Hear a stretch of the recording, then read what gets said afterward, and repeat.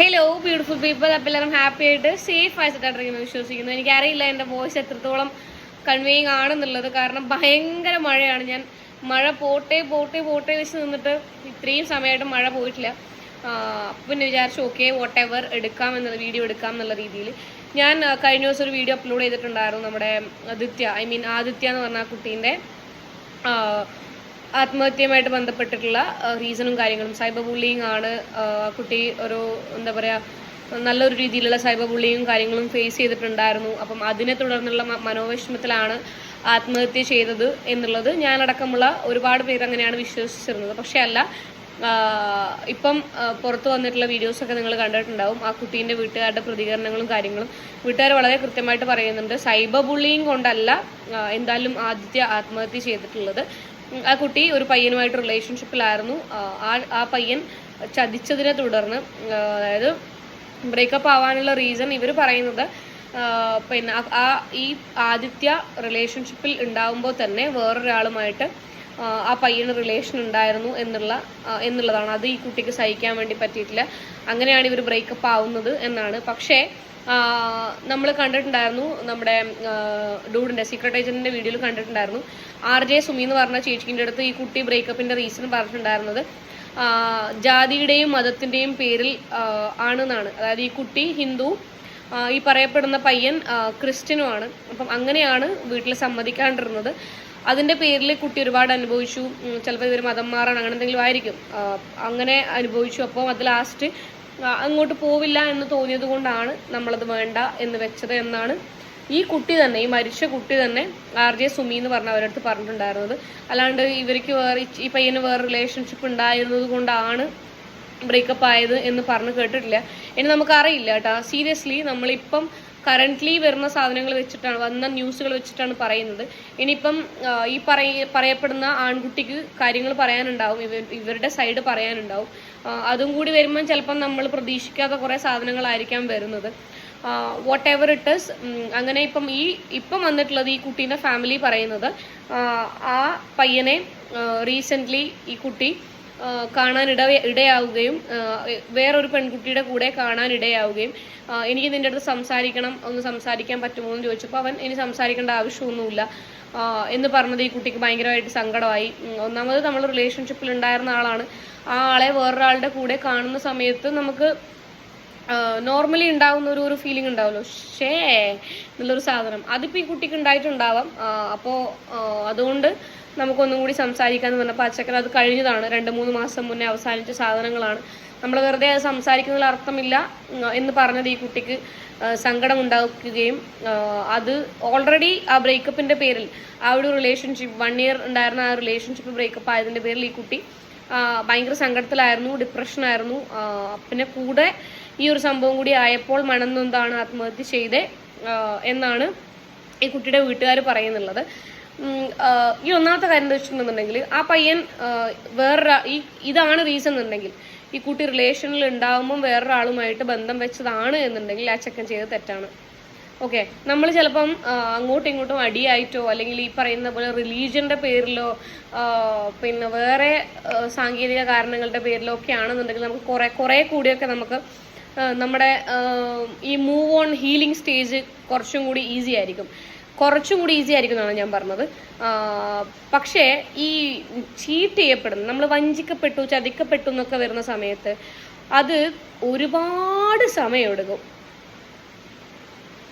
Trust me guys, അത് ഒരുപാടെന്ന് പറഞ്ഞു കഴിഞ്ഞാൽ ഒരുപാട് സമയമെടുക്കും.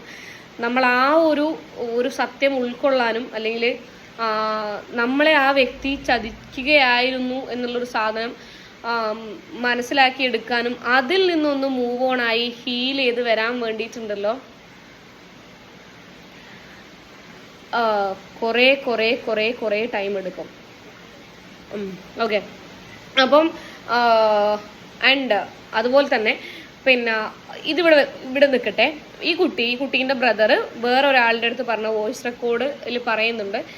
എന്താ വെച്ചിട്ടുണ്ടെങ്കിൽ, ഇവരുടെ വീട്ടിൽ ആ ദിവസം, ഈ കുട്ടി ആത്മഹത്യ ചെയ്ത ദിവസം വീട്ടിൽ ഞാൻ മുന്നേയും പറയാറുണ്ട്, എല്ലാ വീട്ടിലും പ്രശ്നങ്ങളും കാര്യങ്ങളും ഇഷ്യൂസും ഒക്കെ ഉണ്ടാവും.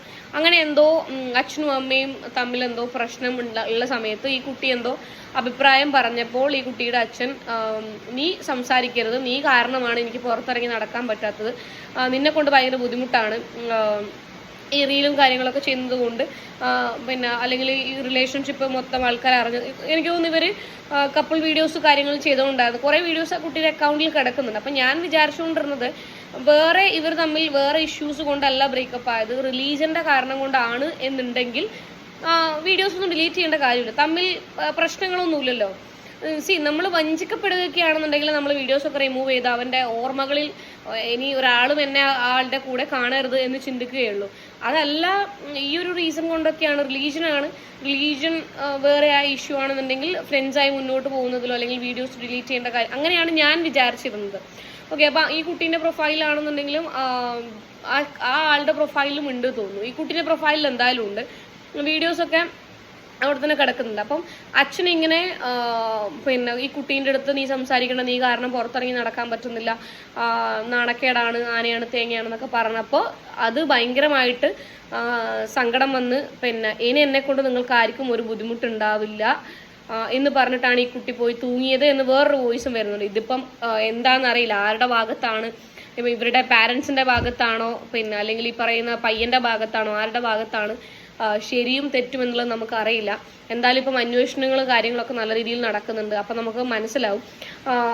ഇപ്പം എന്താ പറഞ്ഞിട്ടുണ്ടെങ്കിൽ നമുക്ക് ഡിപ്രഷൻ, അല്ലെങ്കിൽ ഈ കുട്ടി ഓൾറെഡി ഡിപ്രസ്ഡ് ആയിരുന്നു എന്നുള്ള സാധനം നമുക്കറിയാം. കാരണം സൈക്കോളജിസ്റ്റിനെ സൈക്കാട്രിസ്റ്റിനെ ഒക്കെ കൺസൾട്ട് ചെയ്ത സാധനങ്ങളൊക്കെ ഈ കുട്ടിയുടെ ഫ്രണ്ട്സിൻ്റെ അടുത്ത് പറയുന്നുണ്ട്, കൺസൾട്ട് ചെയ്ത കാര്യങ്ങളും ഓക്കെ. അപ്പോൾ നമ്മൾ ഞാൻ ഈ മുന്നേ കുറേ പ്രാവശ്യം പറഞ്ഞ കാര്യമാണിത്.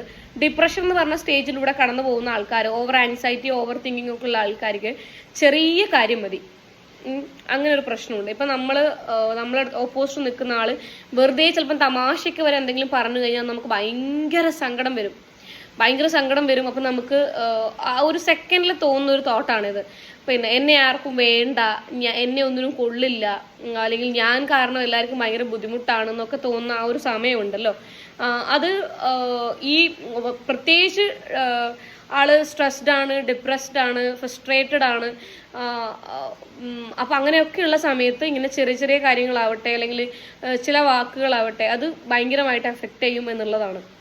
പിന്നെ സൈബർ ബുള്ളിങ് അല്ലെങ്കിൽ മോശമായിട്ടുള്ള കമൻറ്റും കാര്യങ്ങളും ഈ കുട്ടിക്ക് വന്നിട്ടുണ്ട് ചോദിച്ചാലുണ്ട്.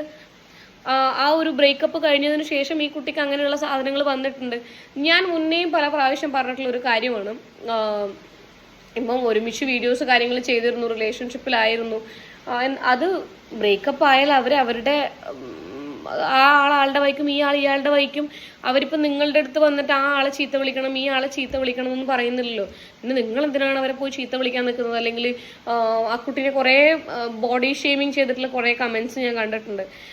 നിങ്ങളുടെ അക്കോർഡിംഗ് ടു നിങ്ങളുടെ തോട്ട് ചിലപ്പം ഭംഗി എന്നൊക്കെ പറയുന്നത് നിങ്ങൾക്കൊരു കോൺസെപ്റ്റ് ഉണ്ടാവും, എല്ലാവർക്കും അങ്ങനെ ആയിരിക്കണം എന്നില്ല. അല്ലെങ്കിൽ എല്ലാ ആൾക്കാരും നിങ്ങളുടെ കോൺസെപ്റ്റിനനുസരിച്ചിട്ട് മാത്രമേ ജനിക്കാൻ പാടുള്ളൂ എന്ന് പറഞ്ഞാൽ അതെങ്ങനെയാണ് നടക്കുന്നത്? കുറേ കമൻറ്റുകൾ കണ്ടു ഞാൻ, ബോഡി ഷെയ്മിങ് ചെയ്തിട്ടുള്ള കമൻറ്റുകൾ ആ കുട്ടീൻ്റെ പ്രൊഫൈൽ അല്ലെങ്കിൽ ഓരോ വീഡിയോസിൻ്റെ താഴത്തൊക്കെ പോയിട്ട് കമൻറ്റ് ചെയ്യുന്ന കണ്ടു. അതൊക്കെ എന്താ പറയുക, ഇതൊന്നും പിന്നെ പറഞ്ഞ കാര്യമില്ല. അതെല്ലാം ഒന്നാമത്തെ കാര്യമുണ്ടല്ലോ, ഞാൻ എല്ലാവരോടും കൂടിച്ചാണ് പറയുന്നത്, സോഷ്യൽ മീഡിയയിൽ ആക്റ്റീവ് ആവുന്ന എല്ലാവരോടുമാണ്, നിങ്ങൾ ഇതൊക്കെ എക്സ്പെക്ട് ചെയ്തേ പറ്റുള്ളൂ. ഓക്കെ, ഇതൊന്നും ഇനി ഒരിക്കലും മാറാനൊന്നും പോകുന്നില്ല. ഈ പറയുന്ന കമൻറ്റുകളും കാര്യങ്ങളും ഒന്നും ഒരിക്കലും ഒരു ചേഞ്ചും വരില്ല. ഇതിങ്ങനെ നടന്നുകൊണ്ടിരിക്കും. അപ്പം നിങ്ങൾ പ്രിപ്പയർഡ് ആവുക. സോഷ്യൽ മീഡിയ യൂസ് ചെയ്യുന്ന ആൾക്കാർ അല്ലെങ്കിൽ സോഷ്യൽ ഏരിയയിൽ വന്ന് കാര്യങ്ങൾ പറയുന്ന ആൾക്കാർ എപ്പോഴും പ്രിപ്പയർഡ് ആയിരിക്കണം. എന്താ വെച്ചിട്ടുണ്ടെങ്കിൽ നമുക്ക് ഈ പറയുന്ന പോലെ സൈബർ ബുള്ളിങ്, മോശം കമൻറ്റുകൾ കാര്യങ്ങളൊക്കെ വരും. ഞാൻ മുന്നേയും പറഞ്ഞിട്ടുണ്ട്, ഈ ഒരു അവസരത്തിൽ എനിക്ക് I am very happy that comment section ആവട്ടെ, ഇപ്പോഴത്തെ കമൻറ്റ് സെക്ഷൻ ആവട്ടെ, കുറേ റീലുകൾ, കുറേ ആൾക്കാർ ഈ ഒരു കുട്ടി മരിച്ചപ്പോൾ ഈ ഒരു വിഷയം അഡ്രസ്സ് ചെയ്തതിൽ എനിക്ക് ഭയങ്കര സന്തോഷമുണ്ട്. സീരിയസ്ലിയാണ് ഞാൻ പറയുന്നത്, ഭയങ്കര സന്തോഷമുണ്ട്. ഇതൊരു റിക്വസ്റ്റ് ആയിട്ട് എടുക്കണം. പിന്നെ ഞാൻ പറഞ്ഞല്ലോ, കുറച്ചൊരു 10-16ഓളം പെൺകുട്ടികൾ ഒരു കേസ് ഫയൽ ചെയ്തിട്ടുണ്ടായിരുന്നു അബൌട്ട് മോർഫിംഗ് എന്നുള്ളത്. ഞാൻ ആരെയും കണ്ടിട്ടില്ല, ഞാൻ അതിനെ അഡ്രസ്സ് ചെയ്ത് സംസാരിച്ചിട്ടോ ഇനിയിപ്പം ആരെങ്കിലും ഒരാൾ ആത്മഹത്യ ചെയ്യണമായിരിക്കും അല്ലേ? ഇതൊക്കെ അഡ്രസ്സ് ചെയ്യപ്പെടണമെന്നുണ്ടെങ്കിൽ ഞങ്ങളിൽ ആരെങ്കിലും ഒരാൾ ആത്മഹത്യ ചെയ്ത് കഴിഞ്ഞാൽ നിങ്ങളത് അഡ്രസ്സ് ചെയ്യും. ഇപ്പം ഞാനാണ് മോർഫിങ്ങിൻ്റെ പേരിൽ എനിക്ക് ഭയങ്കര ബുദ്ധിമുട്ടാവുന്നുണ്ട്. പിന്നെ എനിക്ക് ആൾക്കാർ മെസ്സേജ് അയക്കുന്നുണ്ട് ഗ്രൂപ്പുകളിലും, പല ടെലിഗ്രാം ഗ്രൂപ്പുകളിലും, വാട്സാപ്പ് ഗ്രൂപ്പുകളിലും എൻ്റെ പിന്നെ മോർഫ് ചെയ്തിട്ടുള്ള ഫോട്ടോസ് സ്പ്രെഡ് ആവുന്നു. അതെനിക്ക് ആൾക്കാർ അയച്ചു തരുന്നു. അതുമൂലമുള്ള മാനസിക സംഘർഷം കാരണം ഞാൻ ആത്മഹത്യ ചെയ്ത് കഴിഞ്ഞിട്ടുണ്ടെങ്കിൽ നിങ്ങൾ എല്ലാവരും പ്രതികരിക്കുമായിരിക്കും അല്ലേ? നിങ്ങളെല്ലാവരും വീഡിയോ ചെയ്യുമായിരിക്കും അല്ലേ? നിങ്ങളെല്ലാവരും #justice for Helen of Sparta ഇടുമായിരിക്കും അല്ലേ?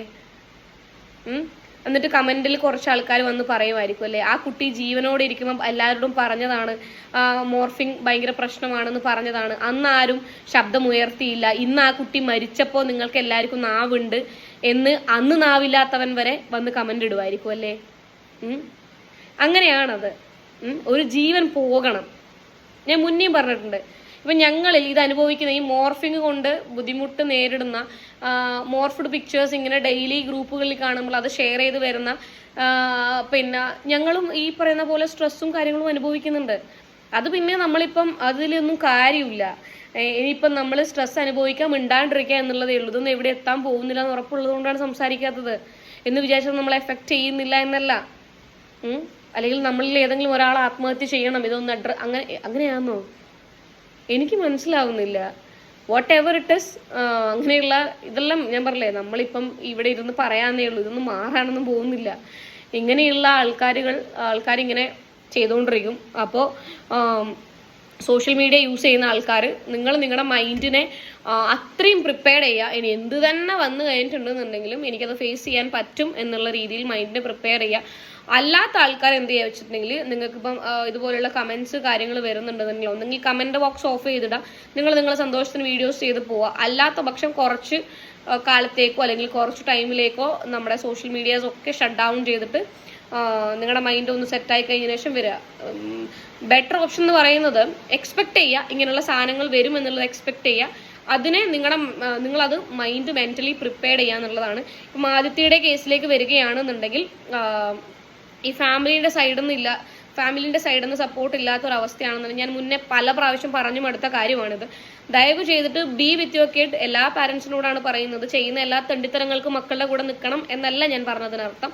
കുട്ടികൾ ഏതെങ്കിലും ഒരു സിറ്റുവേഷനിൽ കൂടി ഇതുപോലെയുള്ള സിറ്റുവേഷനിൽ കൂടി കടന്നു പോവുകയാണെന്നുണ്ടെങ്കിൽ അതെന്താണ് എന്ന് നിങ്ങൾ മനസ്സിലാക്കി അതിനുള്ള പ്രതിവിധി എന്താണെന്നുള്ളത് കുട്ടികളെ മനസ്സിലാക്കി കൊടുക്കാനുള്ള ഒരു സാഹചര്യം, ഒരു അറ്റ്മോസ്ഫിയർ, ഒരു എന്താ പറയുക, ഒരു നല്ലൊരു അറ്റ്മോസ്ഫിയർ നിങ്ങളുടെ വീട്ടിൽ ഉണ്ടാക്കി കൊടുത്തേ പറ്റുള്ളൂ. എല്ലാം കഴിഞ്ഞിരുന്ന് കരയുന്നതിലോ മീഡിയാസിന് മുമ്പിൽ വന്നിട്ട് എൻ്റെ മകൾക്ക് നീതി കിട്ടണം എന്ന് പറയുന്നതിലോ കാര്യമില്ല. നിങ്ങൾ എപ്പോഴും ഇപ്പം ഞാൻ പറയല, I am blessed with a superb family. അൽഹംദുലില്ലാ ഫോർ ഓൾ ദിസ്. എന്താ പറയുക, ഈ പറയുന്ന ഞാൻ നേരത്തെ പറഞ്ഞ എല്ലാ സ്റ്റേജിൽ കൂടി കടന്നു പോയൊരു വ്യക്തിയാണ് ഞാൻ. ഞാൻ ഇത്രയും അടിപൊളിയായിട്ട് ഇവിടെ ഇരിക്കണം എന്നുണ്ടെങ്കിൽ അതിൻ്റെ പിന്നിൽ എൻ്റെ പാരൻസ് ആണ്, എൻ്റെ കംഫർട്ട് സോണിൽ ഉണ്ടായിരുന്ന ആൾക്കാരാണ്. അവരൊക്കെ എന്നെ എന്താ പറയുക കൂടെ ചേർത്ത് നിർത്തിയത് കൊണ്ട് തന്നെയാണ് ഞാൻ ഇന്ന് ഇവിടെ ഇരിക്കുന്നത്. അതുകൊണ്ടാണ് ഞാൻ പറയുന്നത്, ബി വിത്ത് യുവർ കിഡ്. ഇപ്പം എന്ത് തന്നെയാണെന്നുണ്ടെങ്കിലും, എന്ത് തന്നെ വന്നു കഴിഞ്ഞിട്ടുണ്ടെന്നുണ്ടെങ്കിലും എനിക്ക് മുന്നേ അല്ലെങ്കിൽ എൻ്റെ ബാക്ക് ബോൺ ആയിട്ട് എനിക്കും ആൾക്കാരുണ്ട് എന്നുള്ളൊരു തോന്നൽ ദയവേത് നിങ്ങളുടെ കുട്ടികൾക്ക് ഉണ്ടാക്കി കൊടുത്തേ പറ്റുള്ളൂ. Be safe, guys.